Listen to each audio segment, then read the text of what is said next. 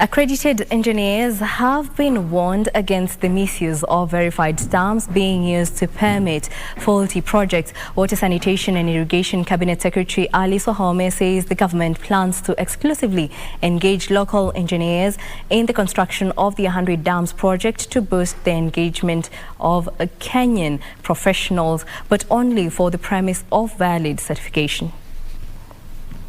About 40% of Kenyans do not have access to clean and safe water, and over 70% do not have access to proper sanitation facilities. This is a concern to the government that plans to step up construction of more water infrastructure to cater to the growing population. Where we are in terms of provision of water access, we are like year 2000.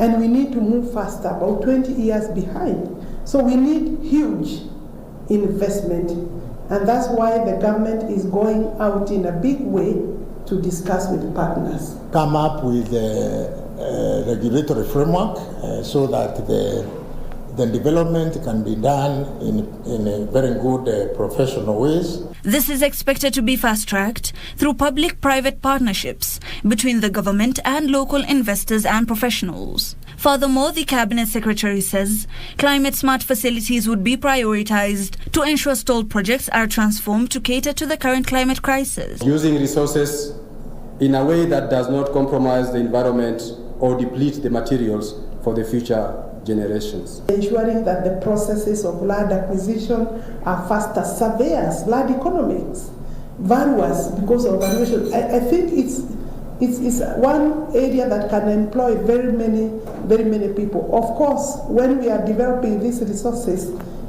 Kenyans with their knowledge and skills in that space will be included. She said this during the launch of the Sustainable Engineering Convention, where players in the sector highlighted the need to adjust training in higher institutions to encompass resilient and climate-conscious courses.